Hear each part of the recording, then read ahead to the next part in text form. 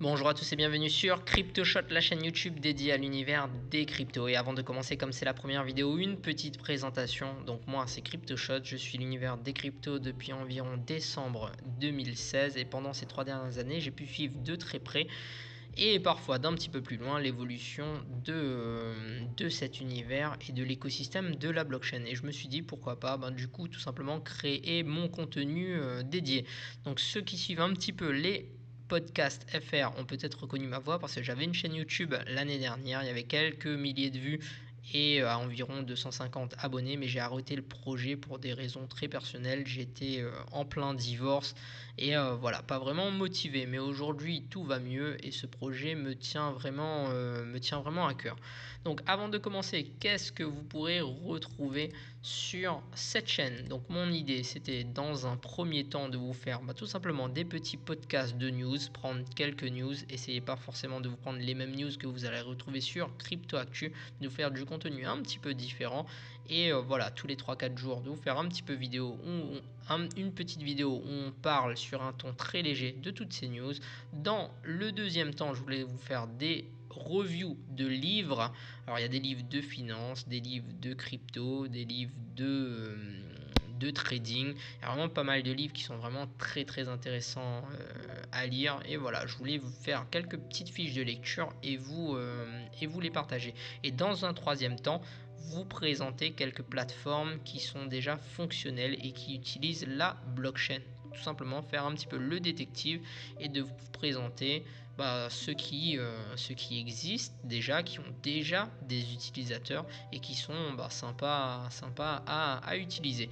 Donc voilà, on commence le premier podcast d'aujourd'hui et on va parler du marché et de quelques news. Donc on peut voir que le marché est totalement vert, plus 6% aujourd'hui pour Bitcoin, et on va sur le site Bitcoinist qui nous explique pourquoi le Bitcoin a pris 6% aujourd'hui. Ils ont 3 raisons. En particulier, ils ont donc l'annonce de Binance et de Bitfinex qui annoncent donc des produits dérivatifs sur le Bitcoin, et donc du coup selon eux les deux annonces ont fait réagir le marché plutôt positivement. Une deuxième théorie qui nous dit que les famosos baleines ont terminé leur plan diabolique de faire baisser le prix et enfin de renverser la tendance. Alors bon, est-ce qu'il faut y croire? Ça sonne un petit peu complot juste avant Bact, mais bon, la théorie a le mérite d'exister. Et enfin, ils ont la troisième théorie, c'est l'impression de Tether. Donc on a 7 millions de Tether qui ont été imprimés hier, on en a 10 millions qui ont été imprimés aujourd'hui. Ils nous disent qu'il y a une forte corrélation entre l'impression de Tether et le prix du Bitcoin, même si, alors c'est pas forcément faux, mais c'est pas forcément vrai non plus. Donc du coup, alors j'avais pas l'intention, deuxième news, mais j'avais pas vraiment l'intention de la glisser dans cette vidéo, mais c'est juste que quand j'étais en train de la faire et j'étais en train de scroller donc du coup le site Bitcoinist, je suis tombé sur cette news et je me suis dit bon allez, YOLO, on la met, on l'inclut. Donc du coup il nous dit que le hype de Tron est en train de mourir. Donc voilà, ils disent tout simplement que c'est un petit peu la catastrophe pour le Tron. Alors il y a également, bon je vais pas vous faire tout l'article parce que déjà vous pouvez le retrouver en bas de la vidéo, c'est assez long et ça dit à peu près la même chose tout au long de l'article. Bon, il y a une petite attaque comme quoi le fondateur de Tron achèterait entre 5000 et 6000 followers par jour. Ouais, pourquoi pas. Enfin, visiblement, il back ces trucs. Enfin, visiblement, ça a l'air d'être vrai.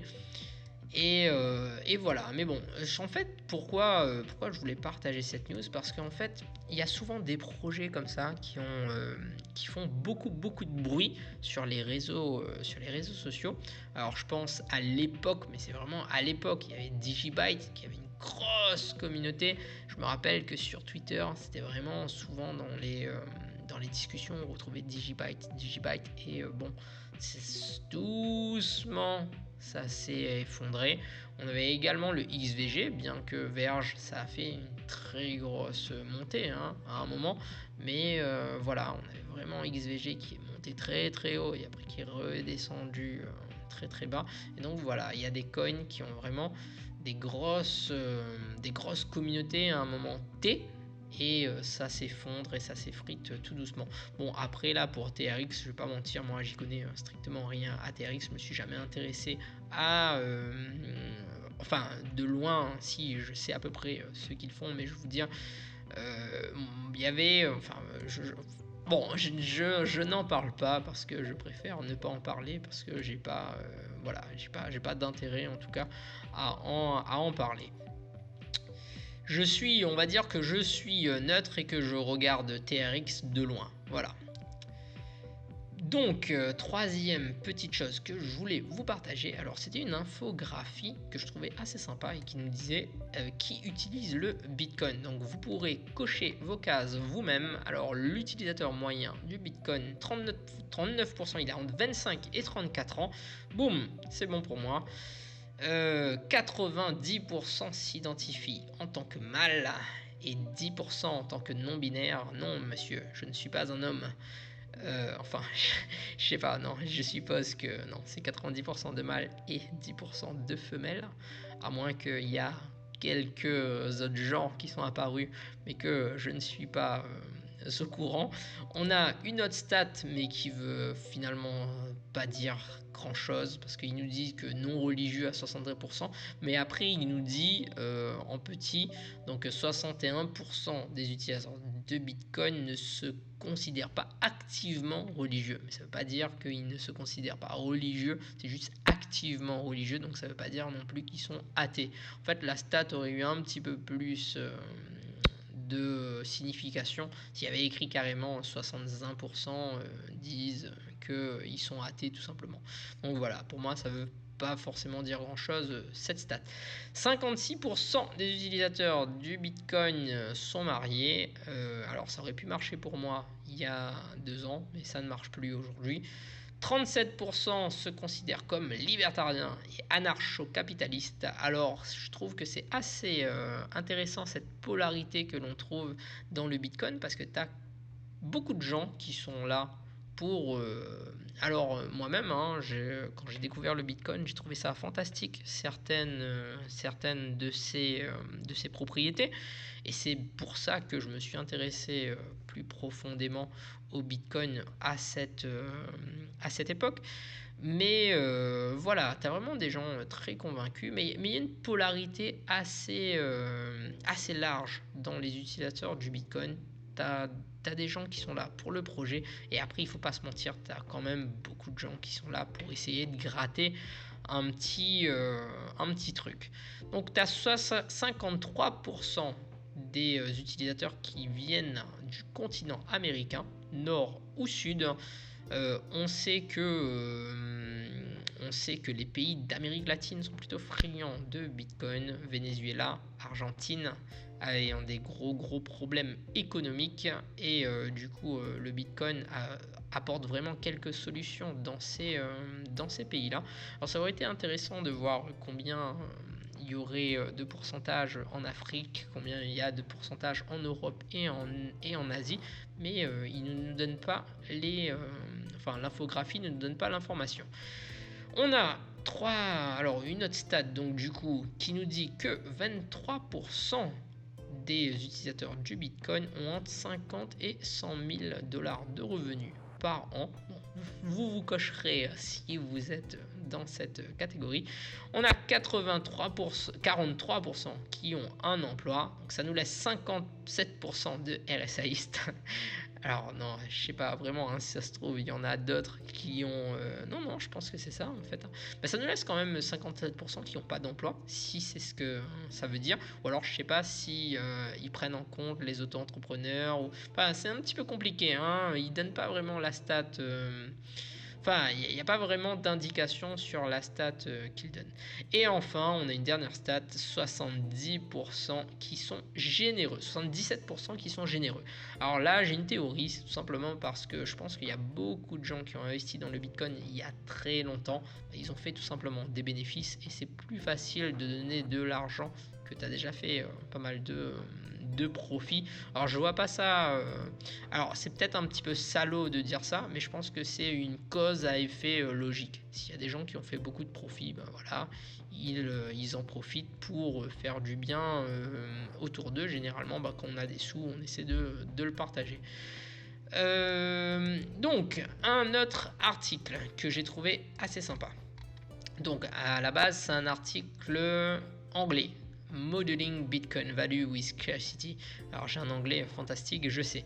Donc modéliser, on va préférer la version française parce que l'article est déjà assez compliqué à comprendre en anglais et même en français en fait il est assez compliqué à saisir. Modéliser la valeur du Bitcoin grâce à la rareté. C'est tout simplement une prédiction, une théorie qui a le vent en poupe, hein, qui a été pas mal retweetée sur Twitter. On peut pas encore... Non, c'était une blague trop nulle, je peux même pas la faire. Donc voilà, c'est un tweetos qui s'appelle Plan B, enfin bon, c'est un résumé en gros de tous ses tweets, de toute sa théorie. Donc il nous dit que en gros le Bitcoin va valoir environ... Alors on va descendre encore... On va descendre encore. Alors, la valeur du marché pour le Bitcoin après le halving de mai 2020 sera donc visiblement de 1 trillion, ce qui se traduit par un prix par Bitcoin de 55 000 $. C'est assez spectaculaire, en effet, c'est assez spectaculaire, je dirais.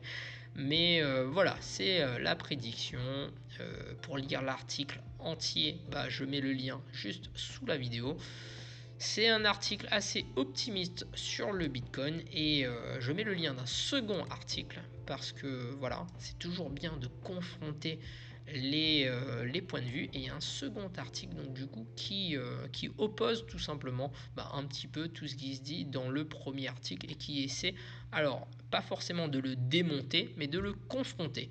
Donc voilà, c'est bien d'avoir le point de vue optimiste, le point de vue plutôt pessimiste, enfin plutôt le point de vue qui essaie de contredire et après chacun se fait sa propre idée sur le sujet.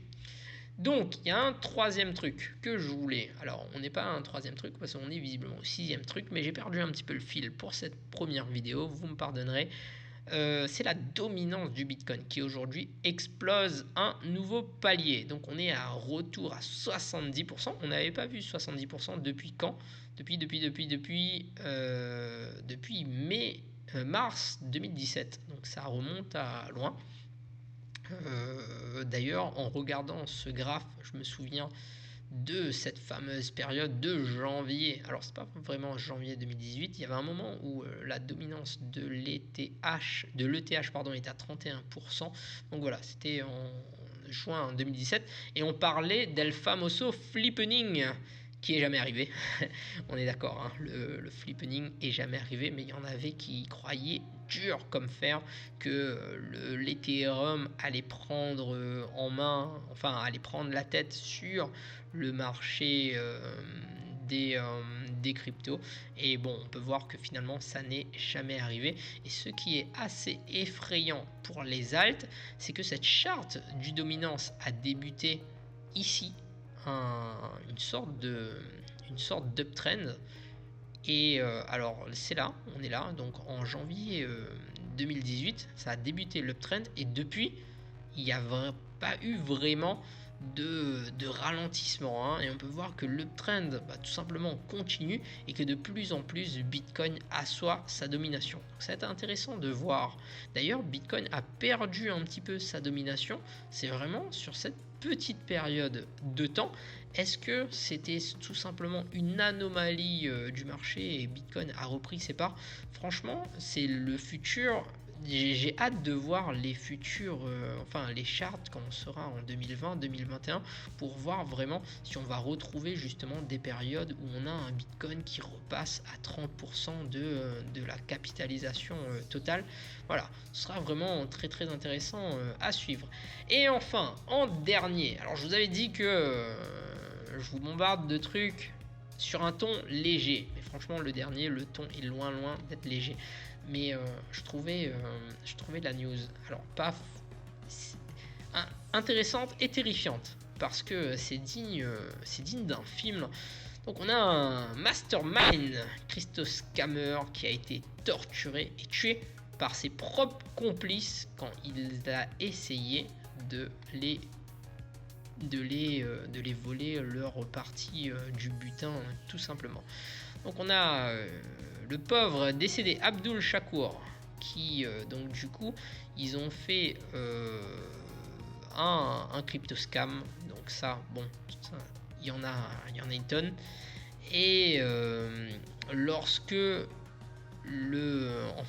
tout simplement il a fallu payer ses complices, il leur a dit qu'il avait perdu toutes les cryptos à cause d'un hack de son compte personnel. Et là, c'est à partir de ce moment où les choses sont parties vraiment en couille pour lui, puisque ses complices ont décidé de le torturer. Ils sont partis pour une façon médiévale. J'aime bien dans l'article comment ils le disent, hein. Pour extraire les informations, la torture. Mais le pauvre Shakur n'a rien dit, et donc du coup ils ont continué à le torturer jusqu'à ce qu'il perde conscience. Et au moment où ils ont réalisé que Shakur allait rien dire et était dans un état critique, ils l'ont emmené à l'hôpital.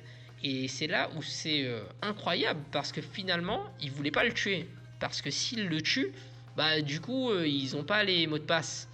Et s'ils n'ont pas les mots de passe, donc du coup, en plus d'être dans la merde parce qu'ils ont volé des gens, ils sont dans la double merde parce qu'ils ont tué un mec. Donc c'est incroyable, cette histoire est vraiment incroyable. Et donc bon, du coup, il est mort. Et je suppose que les complices ont été voilà, enfin, je suppose pas, les complices ont été arrêtés. Mais c'est une histoire c'est extrêmement dramatique, hein, pour tout le monde. C'est une histoire dramatique parce que bon, déjà ils ont volé pas mal de thunes, mais en plus il y a un mec qui est mort. Enfin voilà, je trouve cette histoire c'est digne d'un film. Et c'est incroyable. En fait c'est incroyable dans le sens où ils ont essayé de le torturer, mais ils voulaient pas le tuer. Parce que s'ils le tuent, c'est ça qui est dingue, c'est que s'ils le tuent, ils ont plus accès à leur fonds. Donc du coup, voilà, c'est game over dans tous les sens pour eux. Donc, pour cette première petite vidéo, c'est terminé. J'espère que ça vous a plu. On se retrouve très très bientôt pour une nouvelle vidéo et un nouveau... alors, je sais pas exactement quel genre de format ce sera, mais voilà, on se retrouve très bientôt pour une nouvelle vidéo. Et jusque là, si ça vous a plu, n'hésitez pas à laisser un petit pouce bleu pour aider l'algorithme YouTube. N'hésitez pas à vous abonner pour aider également la chaîne à apparaître dans les chaînes crypto FR.